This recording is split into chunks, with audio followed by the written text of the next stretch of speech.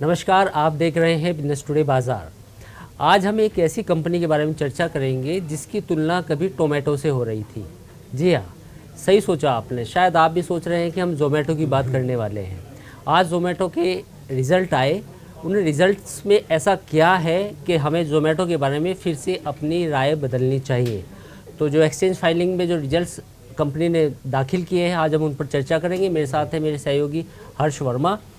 मेरा पहला सवाल, कंपनी ने 2 करोड़ रुपए का प्रॉफिट बताया है, तो उसके बारे में आप क्या, कंपनी के रिजल्ट्स का क्या विश्लेषण है? देखिए सर, ये एकदम अनएक्सपेक्टेड था। मार्केट एनालिस्ट हो, मार्केट एक्सपर्ट्स हो, उन्होंने भी उम्मीद नहीं की थी कि कंपनी प्रॉफिटेबल हो जाएगी। यहाँ तक कि जो बीएसई पर एक लेटर दिया गया जोमेटो की ओर से, दीपेंद्र गोयल ने भी ये बोला उसमें कि हमें भी उम्मीद नहीं थी। उनको उम्मीद थी कि इस चालू वित्त वर्ष के दूसरे क्वार्टर में हम लोग प्रॉफिटेबल हो सकते हैं, लेकिन पहले क्वार्टर में आए तो ये अपने आप में खुशी जाहिर करता है। अब इनके रिजल्ट्स की बात करते हैं। देखिए, जो कंसोलिडेटेड प्रॉफिट रहा है वो 2 करोड़ आया, लेकिन ये 2 करोड़ के हिसाब से मत देखिए, क्योंकि बहुत सारे निवेशक, कंपनी और बहुत सारे जो एक्सपर्ट्स थे वो उम्मीद कर रहे थे कि कंपनी कब प्रॉफिट में आएगी। तो 2 करोड़ का प्रॉफिट हुआ इस क्वार्टर में। क्वार्टर 1 में मैं बताऊं आपको, जो कि पिछले क्वार्टर की बात करें तो कंपनी के पिछले साल के इसी क्वार्टर में कंपनी का जो था वो लॉस था, वो 186 करोड़ का था। 186 करोड़ के नुकसान के बदले 2 करोड़ का प्रॉफिट आया। अब रेवेन्यू की बात करते हैं। रेवेन्यू में 71% का यहाँ पर बढ़ोतरी देखी गई है, 2416 करोड़ तक पहुँच गया। वहीं पिछले साल इसी क्वार्टर में जो था 1414 करोड़ था। एबिटा लॉस की बात करते हैं। एबिटा लॉस को बहुत ध्यान से देखिएगा।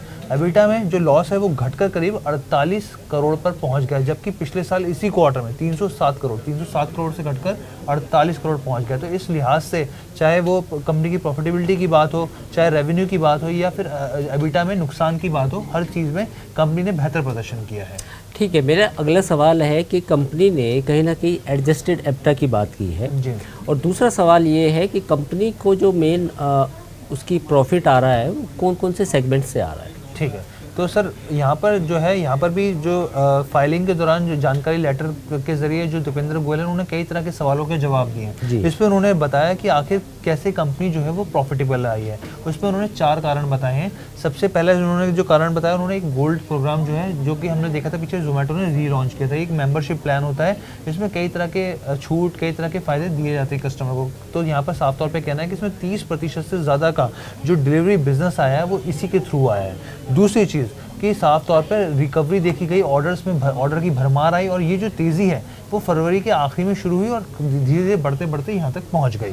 तीसरी चीज़ जो यहाँ पर बोली गई है कि क्वार्टर 1 में यूजुअली जो है वो डिमांड रहती है, और यहाँ पर भी ये डिमांड का साथ में एक सरप्लस एड ऑन चीज़ हुई और यहाँ पर इसका फ़ायदा मिला। और चौथी चीज़ यहाँ पर साफ तौर पर बोला गया कि हमने कई तरह के कदम उठाए थे। हमने देखा पीछे कंपनी ने छटनी की थी, कई तरह की उठापटक हुई थी, कॉस्ट कटिंग हुई थी, और कई तरह की चीज़ें हुई थी मैनेजमेंट के हिसाब से, और बहुत सारे काम को डिवाइड किया गया था। और यहाँ पर साफ तौर पर बोला उन्होंने कि जो हमारे जो पार्टनर्स थे, डिलीवरी पार्टनर्स, उनका भी सहयोग रहा।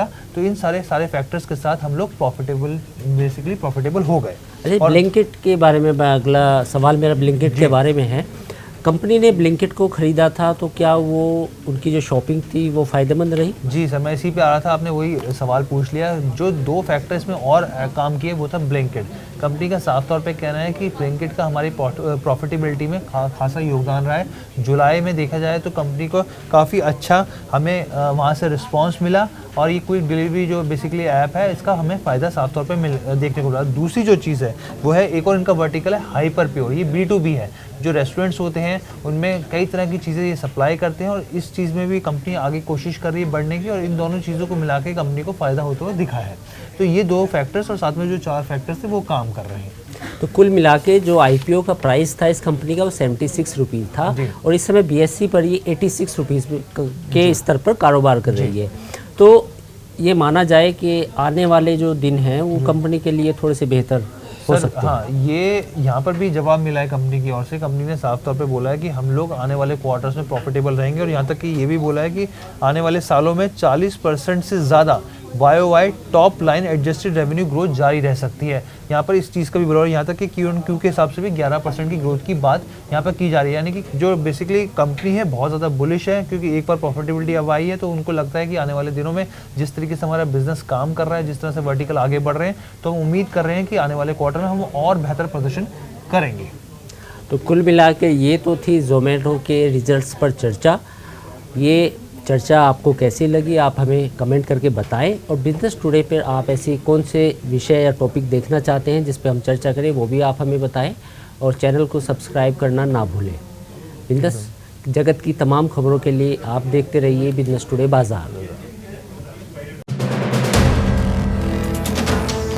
वीडियो पसंद आया तो हमें लाइक, कमेंट, शेयर और सब्सक्राइब जरूर करें।